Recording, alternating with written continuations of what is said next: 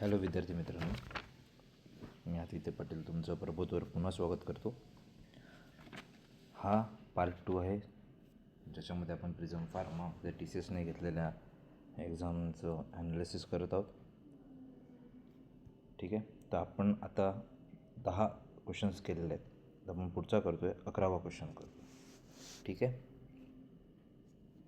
तर सगळ्यात पहिले ज्याप्रमाणे सांगितल्याप्रमाणे आपण क्वेश्चन वाचतो, कसं सॉल्व करायचं ते बघतो, त्याचं ॲनालिसिस करतो आणि पुढे काय वाचलं पाहिजे याच्याबद्दल आपण बोलतो.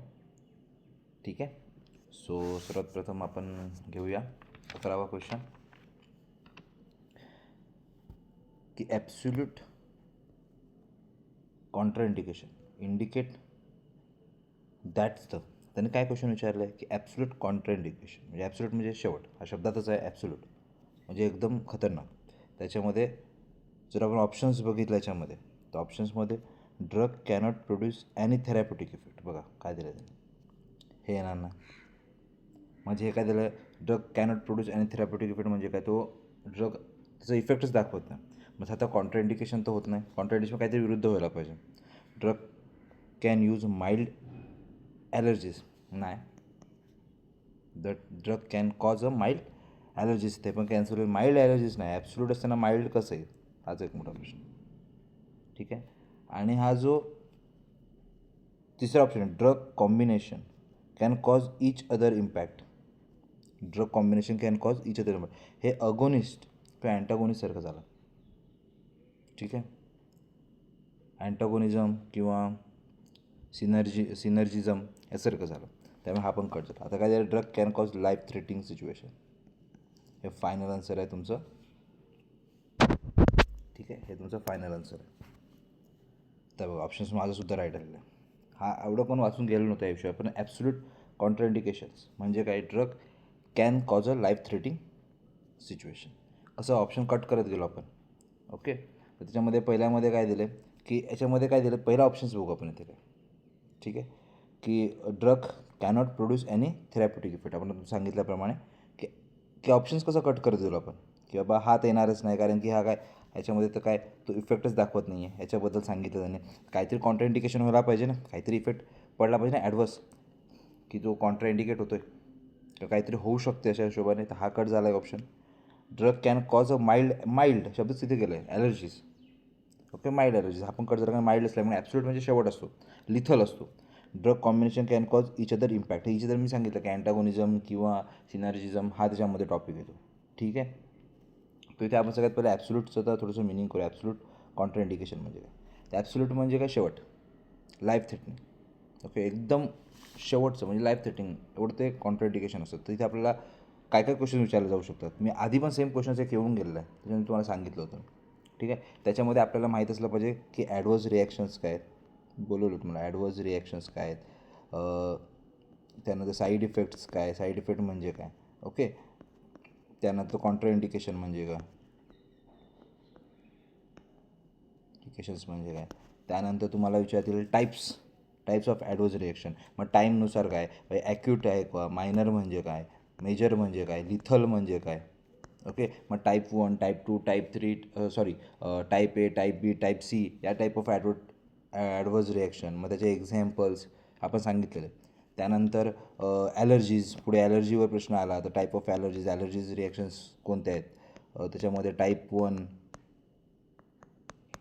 2, 3, 4 आणि मग त्याच्यामध्ये कोणत्या अँटीबॉडीज लागतात हे आपण वर सांगितलेलं. त्याप्रमाणे सेम क्वेश्चन इथे पडला. बघा हे क्वेश्चन्स कुठे फिरतो तुम्हाला कळलं पाहिजे. ओके, सो इथे आपण आता ॲब्सोल्यूट कॉन्ट्राइंडिकेशन सांगितलं, त्याचा एक्झाम्पल आपल्याला माहीत पाहिजे थोडेफार. जसं की आपण सांगतो पेनिसिलिन, जर एखाद्या प्रोफायलेक्सिसची हिस्ट्री असेल पेशंटला तर त्याला आपण पेनिसिलिन देऊ न शकत. ॲस्पिरिन आहे, ओके, पेनिसिलिन सांगितलं. त्यानंतर ॲस्पिरिन आहे, ॲस्पिरिन ज्याला ॲक्टिव्ह पेप्टिक अल्सर आहे, कोणाला पेप्टिक अल्सर ॲक्टिव्ह आहे, ज्याने ब्लिडिंग होते अशांना आपण देऊ शकत नाही ॲस्पिरिन, ज्याने ॲब्सोल्यूट कॉन्ट्राइंडिकेशन तयार होऊ शकते. म्हणजे बेसिक आपल्याला काय वाचायचं ते सांगितलं आणि क्वेश्चन्सबद्दल बेसिक सांगितलं. आता पुढचा क्वेश्चन बघा, हा क्वेश्चनचा आहे ना, हा रिपीटेड क्वेश्चन आहे. हा मागच्या कोणत्या तरी फार्मसीच्या एक्झाममध्ये हा क्वेश्चन TCSने घेतलेला एक्झाम आलेला आहे. ओके, की the digitalis elicits its action in dash dash system. एकदम सोपं आलं. तर लास्ट टाईम मला वाटतं क्वेश्चन असा आला की कंजेस्टिव्ह हार्ट फेल्युअरला कोणतं कोणतं खालील ग्लायकोसाइड्स यूज करतात असा प्रश्न आला होता. जो डिजिटॅलिस म्हणून त्याचं एक्झाम्पल होतं. तर डिजिटॅलिसवरून तुम्ही क्वेश्चन विचारणार. यावेळी डिजिटलचा क्वेश्चन कसं विचारलं की कार्डिओव्हॅस्क्युलरवर कसा इफेक्ट पडतो. ओके, तसा क्वेश्चन विचारतो. तर हा इझी पडतो कारण की हा आपण वाचला आहे, VYQ आपण ॲनालिसिस केल्यामुळे हा क्वेश्चन आपल्याला येतो. ठीक आहे. सो सगळ्यात पहिले आपण बघूया. आता हे एक डिजिटॅलिस ग्लायकोसाइड्स आहे. ओके, त्याच्यामध्ये काय येतो, डिगॉक्सिन येतं, तुझं डिजिटॉक्सिन येतं. ह्याचं पुढच्या वेळी आपल्याला याचं मोड ऑफ ॲक्शन विचारतील. त्याचं कसं होतं. तर त्याचं काय करतं, हे इनिबिट करते. काय इनिबिट करते? Sodium potassium ATPase pump. याने काय होते, त्याने इंट्रासेल्युलर जो आहे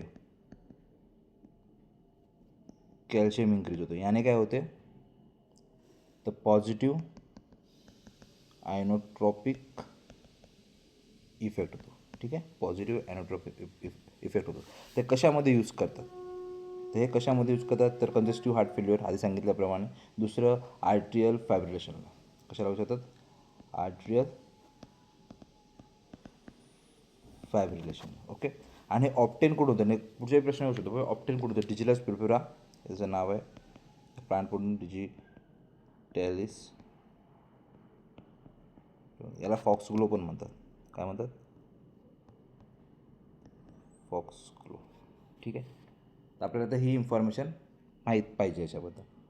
ठीक आहे, तर नेक्स्ट टाईम इथे कुठे क्वेश्चन आला आणि पर्टिक्युलर डिजिटॅलिसबद्दल क्वेश्चन होतं, आपल्याकडे एवढी इन्फॉर्मेशन आपल्याकडे. हा PYQचा क्वेश्चन्स, हा येऊन गेलेला क्वेश्चन्स आहे.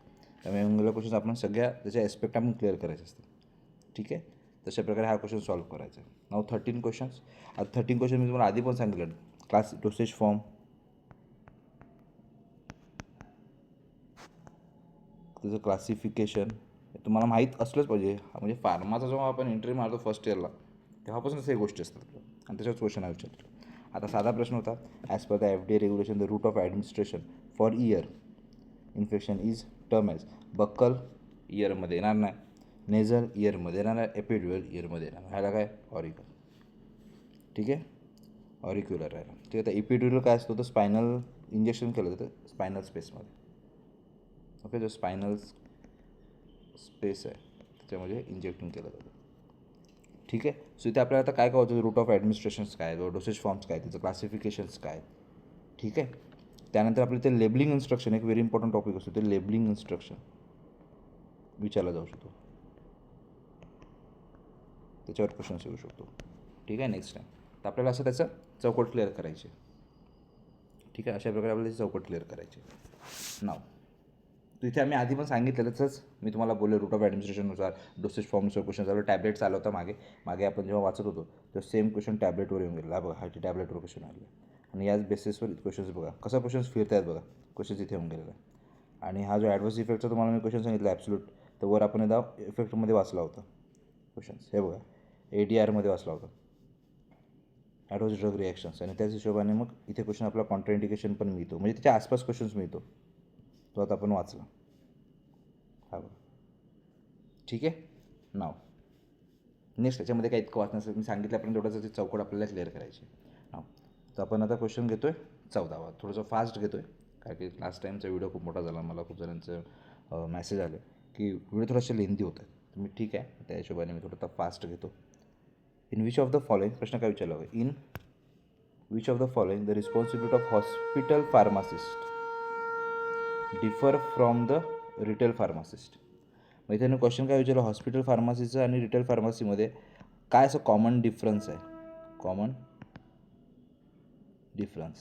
ठीक आहे, तर हॉस्पिटल फार्मसीज आणि रिटेल फार्मसी दोघं पण एक्सपायरी चेक करतात, दोघं पण प्रोक्युरिंग करतात, म्हणजे विकत घेतात, दोघं पण डिस्पेन्सिंग करतात. पण हा पेशंट सेंट्रिक ॲप्रोच, हा जो पेशंट सेंट्रिक ॲप्रोच आपण सांगतो, हा पेशंट सेंट्रिक ॲप्रोच हा फक्त तुझा हॉस्पिटल फार्मासिस्टमध्ये. ओके. सो इथे एक एक जो मेजर क्वेश्चन होतो, पुढच्या कोणत्याही टी सी एस एक्झाम घेणार असेल, म्हणजे नगरपालिकेचे तुमचे टी सी एसच घेणार आहे, जर एम पी एस सी घेणार नाही पण टी सी एस घेणार आहे नगर परिषद, तेव्हा तुम्हाला कळलं पाहिजे की बाबा काय क्वेश्चन. तर तिचं टी एम सी आहे समोर, ठाण्याची आहे, तिथे हा खूप इम्पॉर्टंट पेपर आहे. बघा आता इथे ना टी सी एसचा एक मोठा एक आहे की ते एक लेंदी वाक्य देते, एकदम लेंदी वाक्य, क्वेश्चन एकदम लेंदी देते, आणि त्याच्यामध्ये लिहितं की विच इज इनकरेक्ट, आणि त्याच्यामध्ये एक लिहितं की प्रिस्क्रिप्शन रायटिंग हे लिहिते. आपण काही वाचनामध्ये चुका करतो, आपण प्रिस्क्रिप्शन रिडिंग करतो, राईट नाही करत. हे लक्षात घ्या, प्रिस्क्रिप्शन लिहिण्याचा अधिकार आपल्याला नाही. या बेसवर हा क्वेश्चन पडलेला होता. ठीक आहे. आता इथे आपल्याला काय आता इथे सगळ्यात पहिले त्यांनी विचारलं बाबा, तर ते आपल्याला हिंट काय भेटते की पुढे नेक्स्ट टाईमला क्वेश्चन्स कोणता येऊ शकतो याच्यावर. त्याच्यावर नेक्स्ट टाईमचे क्वेश्चन्स कसे पडू शकतात. तर हे बघा, तर सगळ्यात पहिलं हॉस्पिटल फार्मासिस्ट तुम्हाला डिटेल माहिती असली पाहिजे, आणि एक रिटेल फार्मासिस्ट. हॉस्पिटल फार्मासिस्टमध्ये पण तुम्हाला काय, तर तुम्हाला माहिती पाहिजे DIC असतं, ड्रग इन्फॉर्मेशन सेंटर असतं. ओके. त्यानंतर ॲडमिनिस्ट्रेटिव्ह बॉडीज असते. ॲडमिनिस्ट्रेटिव्ह बॉडीजमध्ये मग एक बॉडीज असते, त्या बॉडीमध्ये ॲडमिनिस्ट्रेटिव्ह बॉडी असते, एक एज्युकेशन ट्रेनिंगवाली असते. ओके. आता ह्या ॲडमिनिस्ट्रेटिव्ह बॉडीमध्ये मग इनपेशंटसाठी, आउटपेशंटसाठी असते. ठीक आहे. त्यानंतर एक आपल्या फार्माची एक हेरार्की असते, तरी तो पिरियड फार्मासाठी ह्याची एक लेवल असतात, हेरार्की असते. त्याच्यामध्ये chief pharmacist, head of pharmacist, मग त्याच्यामध्ये परत मग तुझा डिस्पेन्सिंग केमिस्ट, त्यानंतर मग QC वाला असतो, क्लिनिकलवाला असतो, मग क्लिनिकल फार्मासिस्ट असतो, मग QC वाला असतो, मग स्टोअर डिपार्टमेंट बघणार असतो. मग त्यांचं क्वालिफिकेशन काय, मग त्यांचं क्वालिफिकेशन विचारलं जातं. ठीक आहे, की क्वालिफिकेशन काय आहे वगैरे. ठीक आहे. नाव सेकंड क्वेश्चन कसा बनवू शकतो इथे, तर एरिया किती लागते हॉस्पिटल फार्मसीसाठी. आता क्वेश्चन व्हेरी इम्पॉर्टंट, रिटेल विचारलं का हॉस्पिटल विचारलं एरियामध्ये, ते एरिया किती लागते, मग बेड वाईज एरिया किती लागते, किती फार्मासिस्ट लागतात किंवा किती एरिया लागते, दोन्ही क्वेश्चन येऊ शकतो. ओके. किती फार्मासिस्ट, नंबर ऑफ फार्मासिस्ट आणि एरिया. थांबा एक मिनटं, मी जरा हे इरेज करतो खालपर्यंत वगैरे, काय हरकत नाही, नंतर इरेज करू. ओके. मग पर 6 square feet to 8 square feet अशी त्यांची एक रेंज आहे. मग शेड्यूल ॲननुसार किती असली पाहिजे. ओके. मग 100 बेड्स असेल किंवा 200 बेड्स असेल, मग 100 बेड्स असेल किंवा 200 बेड्स असेल तर किती एरिया पाहिजे बाबा, 10 पाहिजे, 10 स्क्वेअर फीट पाहिजे, 6 to 8 स्क्वेअर फीट 200 असेल तर. मग याच्यावर प्रश्न विचारतात, फ्लोअर स्पेस किती पाहिजे, असं इथे क्वेश्चन बनवू शकतो हॉस्पिटल फार्मासिस्टमध्ये. अजून काय तर थेरॅप्युटिक, एक ड्रग थेरॅप्युटिक कम्युनिटी आहे DTC. मग याच्यामध्ये कोण कोण असतं, मेंबर कोण कोण आहेत, म्हणजे चीफ कोण असतं, म्हणजे अध्यक्ष कोण असतं, चेअरपर्सन कोण असतं, सिक्रेटरी कोण असतं. ओके. त्याच्यावर एक इन्फॉर्मेशन तुम्हाला माहीत पाहिजे. त्यानंतर हॉस्पिटल फार्माचे ड्रग डिस्ट्रीब्युटिव्ह सिस्टम आहेत, जे आपण ड्रग डिस्ट्रीब्युटिव्ह सिस्टम आहे DDS, त्या तुम्हाला पाहिजे. फ्लोअर स्टॉक मेथड काय आहे, किती काय मेंटेन केलं जातं, किती मेडिसिन, कोणत्या टाईप ऑफ मेडिसिन केलं जातं, किती दिवसासाठी केलं जातं. त्यानंतर युनिट स्टॉक म्हणजे काय, त्यानंतर तुमचं patient specific drug distributive system काय असते हे तुम्हाला माहीत पाहिजे. परत तिथे हॉस्पिटल फार्मसीमध्ये एक अजून महत्त्वाचा पॉईंट काय, तर एक महत्त्वाचा पॉईंट असा बनतो या अख्ख्या टॉपिकमध्ये की जे एक टर्मिनॉलॉजी आहे, जी कॅरिंग कॉस्ट किंवा होल्डिंग कॉस्ट म्हणजे काय, त्याचा फॉर्म्युला काय, तर असे क्वेश्चन्स इथे बनतात. ओके. त्यानंतर रिटेल फार्मसीमध्ये मग एक क्वेश्चन रिटेल फार्मसीवर बनतो. मग रिटेल फार्मसीमध्ये म्हणजे कोणते लायसन्स आहेत, ते कशासाठी केले जातात, म्हणजे तुमचं लायसन्स आहे ना 20C 21X तोवाला सगळे. ओके. त्याचे फॉर्म कोणते आहेत याच्यावर क्वेश्चन्स येतो. ठीक आहे. मग रिटेलचं एरिया किती पाहिजे, मिनिमम एरिया पाहिजे, याच्यावर येतो. ओके. काय रिक्वायरमेंट्स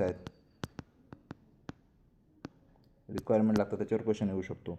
ठीक आहे. अजून काय क्वेश्चन्स येऊ शकतो, अजून क्वेश्चन असा येऊ शकतो की मग ते मी आधी पण सांगितलेलं की रेफ्रिजरेशनमध्ये कोल्ड कूल, ओके, रूम टेम्परेचरवर कोणत्या मेडिसिन आपण जनरलाइजली ठेवतो, त्या प्रश्नावर क्वेश्चन येऊ शकतात. तर असा एक क्वेश्चन होता. मग याच्यामध्ये टाईप ऑफ कम्युनिटी फार्मसी म्हणून टॉपिक आहे,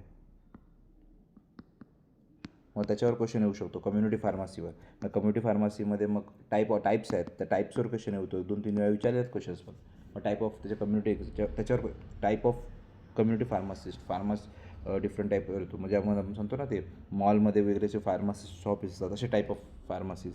ओके, तसे अशा टाईप ऑफ क्वेश्चन्स इथे पडू शकतात जनरलाइजली. ठीक आहे, तर आपल्याला एवढं त्याचं जवळपास डायमेन्शन कवर करावे लागतील तरच आपण पुढच्या एक्झामला रेडी राहू शकतो. आपल्याला नेहमी थोडंसं एक्स्ट्रा वाचायचं असतं आणि त्यामध्ये नेहमी व्हॅल्युएशन करायचं, जे पण आपण वाचू ना त्याच्यामध्ये व्हॅल्युएशन करावं लागतं. ठीक आहे, मग 15वा क्वेश्चन बघतो आहे आपण आता 15वा क्वेश्चनमध्ये काय, हा थोडासा ना टफ क्वेश्चन असतो, टफ कॅटेगरीमध्ये लागतो, तरी माझा राईट आला आहे क्वेश्चन. ठीक आहे, आता टफ क्वेश्चन का, कारण की हा एपिडेमिओलॉजी, आपण सहसा एपिडेमिओलॉजी वाचत नाही.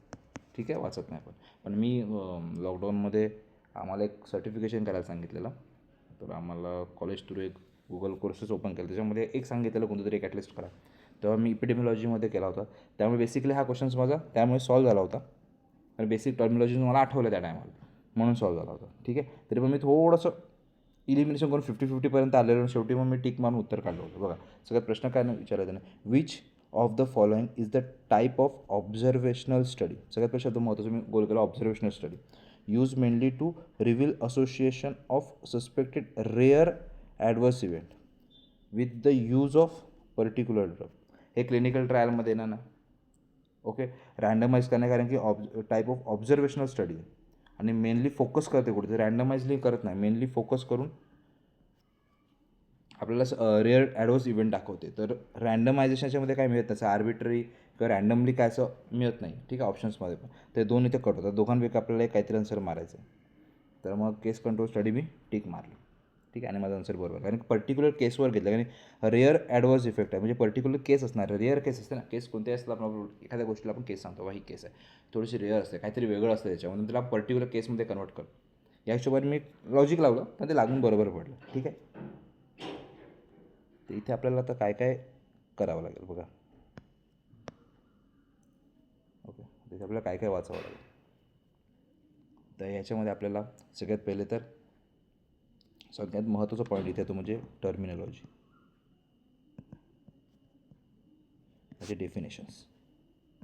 ह्याच्यामध्ये खूप सारे वेगवेगळे टर्म्स आहेत, त्याचे डिफाईन आपल्याला माहीत पाहिजे. मग त्याच्यामध्ये काय काय आहे, त्याच्यामध्ये तुमचं रँडमाइज स्टडी आहे, ओके, केस कंट्रोल स्टडी आहे, त्यानंतर कोहॉर्ट स्टडी आहे. ओके, त्याच्यामध्ये पण मग तुम्हाला पुढे गेलं तर पॉप्युलेशन्स म्हणजे काय, कम्युनिटी म्हणजे काय, ठीक आहे, इन्सिडन्स म्हणजे काय, प्रिव्हिलन्स म्हणजे काय. प्रिव्हिलन्समध्ये पण 2-3 टाईप आहे, पेशंट प्रिव्हिलन्स म्हणजे काय, सॉरी पॉईंट प्रिव्हिलन्स म्हणजे काय, पिरियॉडिक प्रिव्हिलन्स म्हणजे काय. मग तुमचे मोर्टॅलिटी रेट असतात वेगवेगळे, म्हणजे infant mortality rate, maternal mortality rate म्हणजे काय, CFR म्हणजे काय, म्हणजे केस फर्टिलिटी रेट म्हणजे काय. ठीक आहे, वेगवेगळे रिस्कचे मेजर्स आहेत. मग त्याचे रिलेटिव्ह रिस्क म्हणजे काय, रिलेटिव्ह रिस्कवर क्वेश्चन येऊन गेलेला आधी. ॲट्रिब्युटेड रिस्क म्हणजे काय, एपिडेमिक्स म्हणजे काय, पॅन्डेमिक म्हणजे काय, ओके, इंडेमिक म्हणजे काय. असे स्टडी डिझाईन्स वेगवेगळे, त्याच्यामध्ये क्रॉस सेक्शनल स्टडी आहे, केस कंट्रोल स्टडी आहे तुमची, ही कोर्ट स्टडी आहे. मग which of the following study design under the म्हणजे 3 देतील आणि अनकरेक्ट शोधायला जातील आपल्याला. मग 3 देतील, क्रॉस सेक्शनल देतील, केस कंट्रोल देतील स्टडी आणि कोरोल स्टडी देतील. आणि मग सांगतील एखादं क्लिनिकल ट्रायल देतील, याचा इनकरेक्ट कोणतं, तर क्लिनिकल ट्रायल आपल्याला इनकरेक्ट करता आला पाहिजे. ठीक आहे, त्यानंतर PPV काय, NPV म्हणजे काय, बायस म्हणजे काय, ओके, सर्व्हिलन्स म्हणजे काय. तर अशा टाईप ऑफ क्वेश्चन्स इथे बनू शकतात. इथे फक्त मॅक्सिमम तुम्हाला काय करायचं, टर्मिनॉलॉजीज करायचे आणि त्याचे काय फॉर्म्युला आहेत, बस हेच सगळ्यात इम्पॉर्टंट टॉपिक इथे. इतक्या डीपमध्ये ते विचारणार नाहीत. Okay, next 16. आता ह्या क्वेश्चन्सबद्दल काय बोलू, आता मी वरच डिटेलिंग केली होती त्याची, वरच क्वेश्चन सेम आलेला की इसेन्शियल मेडिकल लिस्ट फक्त विचारलेलं त्याने एवढीच, आणि आता त्याने चिल्ड्रन विचारलं. मी लास्ट टाईम पण सांगितलेलं सेम क्वेश्चन्स पडला इथे. त्यामुळे बघा क्वेश्चन्स बघा कसे फिरतात, त्याच एक दोन टॉपिकच्या मागे 2-2, 3-3 क्वेश्चन बनतात. ओके, पण TCSचं थोडंसं रँडमायझेशन खूप असतं, काही सांगू शकत आपण. DMARमध्ये आपण प्रत्यक्षात तुम्ही अनुभवला असणार, त्याने एक्झाम दिली असेल त्याने. एखाद्या शिफ्टला एकच टॉपिकचे जास्तच क्वेश्चन आहेत, एखाद्या शिफ्टला ज्युरिस्प्रुडन्सचे जास्त आहेत, एखाद्या कोलॉजीचे जास्त आहेत. ओके, पण ते शिफ्ट वाईज ना खूप हे होतं, म्हणजे खूप गोंधळ होतो त्याच्यामध्ये, म्हणजे अभ्यास करणारसुद्धा राहून जाते. मी जिथे ते शिफ्ट झालं तिथे माझं सिलेक्शन झालेलं नाही, फक्त वेटिंगला DHS लागलं होतं. तिथे 1 एक्झाम झाली तिथे माझं सिलेक्शन झालेलं. कारण शिफ्टचं इतकं पडतं ना, एखाद्याला एकदम इझी पडतो, त्याने अभ्यास केला असून त्याला ते चाललं असतं, त्यामुळे तुला इझी जातो. आणि समजा एखाद्याला अभ्यास नाही केला ना, त्याला तोच पेपर दिला. आता मी ज्युरिस्प्रुडन्स चांगला करून गेलो आणि माझ्यासारख्याने खूप चांगलं ज्युरिस्प्रुडन्स केलं आणि एखाद्याने कोलॉजी चांगलं केलं आणि तो दोघं पण पेपरला बसला आणि ज्युरिस्प्रुडन्स जास्त क्वेश्चन आहे तर मी ते सॉल्व्ह करू शकतो, कोलॉजीवाल्याला तो हार्ड जाणार. ठीक आहे. आणि सेम एखाद्याने कोलॉजी केलं आहे आणि मग ज्युरिस्प्रुडन्स केलं दुसरे कोण असलेलं नाही आणि त्या दिवशी कोलॉजीचा पेपर पडला जास्त, तर कोलॉजीवाल्याला क्वेश्चन्स इझी जातात. त्यामुळे इतकं ते आणि मग नॉर्मलायझेशन ते क्वेश्चन्स मार्क्स खालीवर होणार म्हणजे अनसर्टन असतं, काय सांगू शकत नाही. 160-70 काढून पण कधी कधी असं वाटतं की 20 मार्क्स कमी होऊ शकतात, 20 मार्क्स वाढू शकतात. ठीक आहे. तर अशा टाईप ऑफ क्वेश्चन्स आहेत. आता हा क्वेश्चन्स पण काय तेवढं वाचायची गरज नाही हा वाला क्वेश्चन्स पण हे मी डिटेल मी आधीच सांगितलं होतं, त्याचं डिटेलिंग वर केलेली आहे मागच्या व्हिडिओमध्ये, आपण बघू शकता त्याची. ठीक आहे. Large bulk item of hospital supply should be store. साधा प्रश्न, एकदम लार्ज असेल ते आपण खालीच ठेवणार, खालून लगेच काढता येतं म्हणून बॉटम ऑफ द रॅक. रेफ्रिजरेटरमध्ये नाही ठेवणार, डिस्पेन्सिंग टेबलवर नाही ठेवणार, अप्पर शेल्फवर पण काढू कसं करतो अप्पर शेल्फवर ठेवून. तसा क्वेश्चन झाला, त्याच्यामध्ये काही वाचायची गरज नाही आहे, लॉजिक बेस्ड क्वेश्चन सुटतो. ठीक आहे. स्पेशल वाचायची काही गरज नसते. नाव आता हा क्वेश्चन झाला आहे बघा, नॉट टॉक्सिनॉमिकल क्लासिफिकेशन. क्लासिफिकेशन पुढे पण जाऊन अजून क्वेश्चन पडेल. मग त्याच्या आधी पण मी ते क्रूड ड्रगचं क्लासिफिकेशन पहिला मागच्या व्हिडिओमध्ये आपण ऑर्गनाइज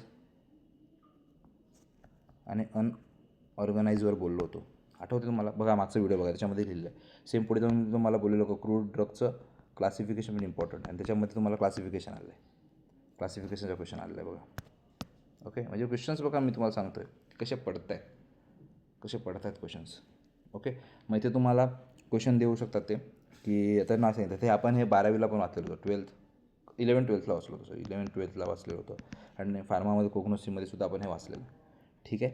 त्याच्यामध्ये क्लासिफिकेशन विचारतं, मग क्लासिफिकेशन डिफरंट क्लासिफिकेशन, कोणकोणते टाईप ऑफ क्लासिफिकेशन, सगळ्यात पहिले तुम्हाला ते माहीत पाहिजे. मी क्वेश्चन वाचत नाही, क्वेश्चन नंतर काही क्वेश्चन इझी आहे. क्वेश्चनमध्ये तुम्हाला हेच माहीत पाहिजे की क्लासिफिकेशन कसं असतं. ते आपण वाचून बघा ना, की पहिले किंगडम येतं, मग डिव्हिजन येतं, मग क्लास येतं, मग ऑर्डर येतं, मग फॅमिली येतं, मग जिनस येतं आणि मग स्पीसीज येतं. याचं काहीतरी शॉर्टकट ट्रिक लक्षात ठेवायची. प्रश्न येतो त्याच्यामध्ये तुम्हाला सगळे ते कॉन्स्टिट्यूंट नाही. ओके. आणि ते नॉन विचारलेलं, तशा प्रकारे हा क्वेश्चन सॉल्व होतो. तर मी क्वेश्चन नाही, तुम्हाला काय वाचायचं आहे पुढे जाऊन, तर ते क्लासिफिकेशन आहे याच्यामध्ये. Okay. Classification of crude drug, मग ते कशा होते, तर अल्फाबेटिकल होते एक. त्यानंतर कशाने होते रे, तर मॉर्फोलॉजिकली होते. मॉर्फोलॉजिकली म्हणजे आधी सांगितल्याप्रमाणे म्हणजे एखादा पार्ट प्लांटचा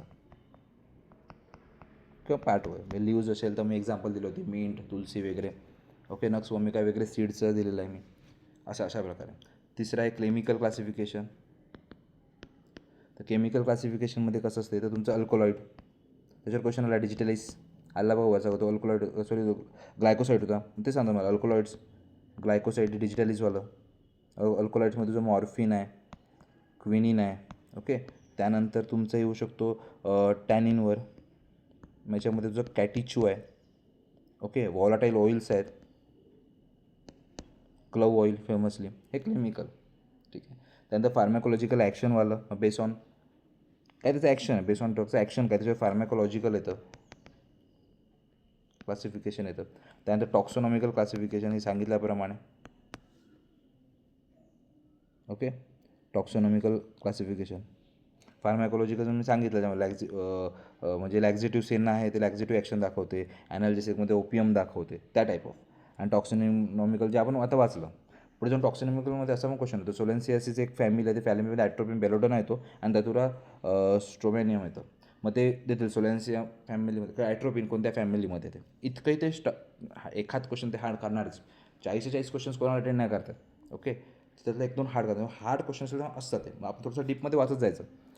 अंडरस्टँडिंग आलं, आठवलं तर ठीक आहे. किंवा ते मग विचारतात की फॅमिलीमध्ये शेवटी काय वापरतात, दिस टाईप ऑफ क्वेश्चन्स. म्हणजे एखादा क्वेश्चन येतो की एसियासिस की फॅमिलीच्या मोस्ट ऑफ क्लासिफिकेशनमध्ये फॅमिलीच्या शेवटी काय शब्द वापरलेला आहे, सीडस देतील मागे, एसियासिस, सीडेस, असं काहीतरी शब्द देतील ते, आणि त्याच्यात तुम्हाला एक टिक करायला टाईप ऑफ क्वेश्चन मग पुढे असेल, सेम टाईप ऑफ क्वेश्चन पुढे असू शकतो. ठीक आहे. त्यात अजून एक आहे क्लासिफिकेशन ते बायोसिंथेसिसवर. ओके. मग त्याच्यामध्ये डिफरंट बायोसिंथेसिसवर, त्याच्यामध्ये डिफरंट पाथवेज आहेत. ओके. ॲसिडेट पाथवे आहे, शिकमिक पाथवे आहे, त्यानंतर मेवोलेनेट पाथवे आहे. ओके. असे वेगवेगळे ज्यामध्ये पाथवे आहेत, मग त्या पाथवेवर तुम्हाला सांगता आलं पाहिजे. म्हणजे इतकं आपल्याला जायचं बघा, तर एखाद क्वेश्चन काय विचार क्लासिफिकेशन पण आपण इतकं करून जातो, म्हणजे नेक्स्ट टाईम जो सेट करणार पेपर तो याच्या आसपासच वाचणार आहे परत क्वेश्चन देताना. मग आपण 2-3 पाऊल पुढचं जर वाचलं ना तर आपल्याला तो क्वेश्चन आरामात सुटतो, एकदम आरामात सुटतो. ओके, बघा एकदम इझीमध्ये होतं. आता हा क्वेश्चन्स बघा, ABC इन्व्हेंटरी. मी आधी पण तुम्हाला इन्व्हेंटरी कंट्रोलचा वर आले होतं, आठवते, हायब्रिड, परपेन्च्युअल वगैरे क्वेश्चन्स आला होता वर. लास्ट व्हिडिओमध्ये तुम्ही त्याच्यावर डिटेलिंग बघू शकता. मग त्याच्यामध्ये ते ABC इन्व्हेंटरी विचारलं. मग त्याच्यामध्ये तुम्हाला तेच माहीत पाहिजे की बाबा की इन्व्हेंटरी कंट्रोल म्हणजे काय, मग त्याच्यामध्ये इकॉनॉमिक ऑर्डर म्हणजे काय. ठीक आहे, त्यानंतर मग याच्यामध्ये ABC म्हणजे इम्पॉर्टन्स काय, VED याचं इम्पॉर्टन्स आहे, किती पर्सेंट ड्रग किती पर्सेंट हार्म करू शकतं, किती पर्सेंट ड्रग असतं.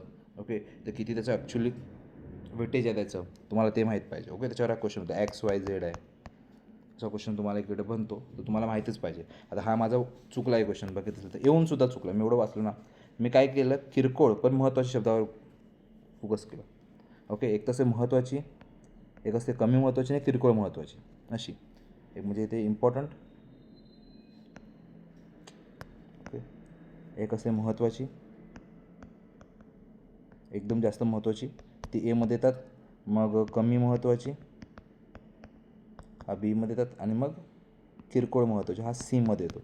पण एक्स्ट्राच्यामध्ये मला काय वाटलं, मी वाचण्यात गेलं, मी इथं मराठी वाचलो आणि याच्यातून गेलं. मी इंग्लिश केलं असतं तर मला असं राईट आलं असतं. मराठी वाचायला गेलो म्हणून दोन्हीकडे वाचत जा, टाईम पुरेसा मिळतं. ओके, सो किरकोळ महत्त्वाची होती, लेस्ट इम्पॉर्टंट होती, मग ती टाईप सीमध्ये.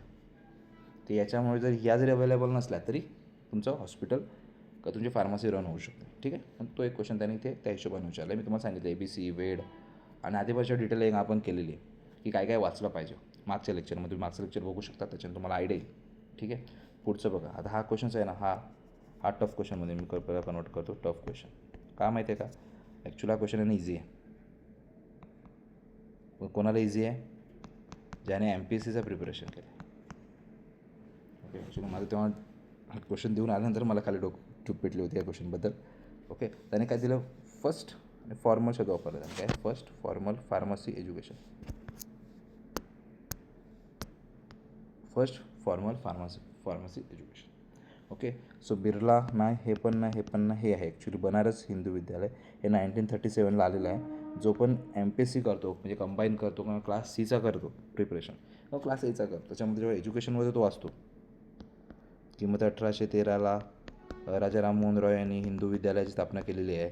मग तसंच वाचत जातो त्याच्यामध्ये तुम्हाला हार्ट दिसेल की बनारस पहिलं फर्स्ट मेडिकल कॉलेज स्थापन झालेलं आहे. तर तिथे हा क्वेश्चनसुद्धा. मग या टायमाला आपल्याला हे टर्म माहीत पाहिजे. नेक्स्ट टाईम जर क्वेश्चन्स आला, नेक्स्ट टाईम काय विचारतील माहिती आहे का, की the first formal pharmacy education was start in the Banaras Hindu विद्यालय इन डॅश डॅश 1938, 1934, 1939, 1940. मग त्या टायमाला आपल्याला माहीत पाहिजे का 1937 आलेलं आहे. इथे जास्त डीपमध्ये याची गरज नाही, किंवा मग इथे आपल्याला हिंट काय मिळते की कशाप्रकारे फार्मसी प्रोफेशन इंडियामध्ये इमर्ज झालं. मग ते आपल्याला माहीत पाहिजे की बंगालमध्ये ती कंपनी आलेली आहे, पहिली ती कोणी स्थापन केलेली आहे, असं बेसिक. मग पहिलं एज्युकेशन कुठे चालू झालं आहे, किंवा पहिलं मेडिकल कुठे आलेलं आहे, असंही क्वेश्चन बनवू शकतो. मग तो एक बेसिक आपल्याला त्याचं पण क्लिअर करायचं. आपण हे सगळं करणार आहोत. ओके, आपण सगळे स्टेप बाय स्टेप करणार. माझ्या टाईम थोडा कमी मिळतो मला, मग जसं टाईम मिळतो तसं मी एक व्हिडिओ बनवतो. पहिले आपण ॲनालिसिस करूया आणि मग आपण पुढे जाऊया. ठीक आहे, तशा प्रकारे आपण पहिले 20 क्वेश्चन्स केलेले आहेत. तुम्हाला जर आवडलं असेल तर तुम्ही लाईक करा, सबस्क्राईब करा आणि शेअरसुद्धा करा तुमच्या मित्रमैत्रिणींना. आणि माझं तर एवढंच म्हणणं आहे की जॉब करत करत तुम्ही ह्या गोष्टीचं प्रिपरेशन करू शकता. तुम्हाला जर प्रॉपर गायडन्स असेल, प्रॉपर तुमचा माइंडसेट टेम्परामेंट तयार झाला, तर तुम्ही एक्झाम काढू शकता. असं काही मोठी एक्झाम नाहीत. आणि जिथं मी सांगेन जे आताच पासआउट किंवा ते 4th इयरला आहेत किंवा आता पोस्टून पासआउट झाल्यात, जॉब करत आहेत, तर त्यांनी रोज 2 तास 3 तास जरी कंटिन्यू प्रिपरेशन केलं तर त्यांची एक पोस्ट निघू शकते. आणि आज इंडस्ट्रीची, आम्ही प्रत्येक लेक्चरला सांगतो, आज इंडस्ट्रीची हालत तुम्हाला माहिती आहे. एक फार्मासिस्टला किती पॅकेज, 2.5 लाखचं पॅकेज मॅक्सिमम मिळते. इथे स्टार्टिंग इन हँड सांगतो होते, तर मी ओव्हरऑल सांगतो 2.5चं annual package. Starting in hand तुम्हाला 45 to 50 according to metro city in hand जातो, इन हँड पेमेंट जातो. लक्षात घ्या, म्हणजे विचार करा. हाच तुम्हाला एक विचार, म्हणजे जवळपास आपण पकडलं 7 ते 7.5चा आसपास पॅकेज मिळतो. ओके, त्यामुळे तुम्ही बघू शकता. शेअर करा, लाईक करा, आणि पुढचा व्हिडिओ आपण बनवूया. पुढच्या क्वेश्चनचे पुढचे 10 क्वेश्चनचे अजून 2 व्हिडिओ येतील याचे. आणि आपण KDMCचं सुद्धा घेणार, जिथे मी टॉप आहे, मला 161 पॉईंट समथिंग मार्क्स आहे.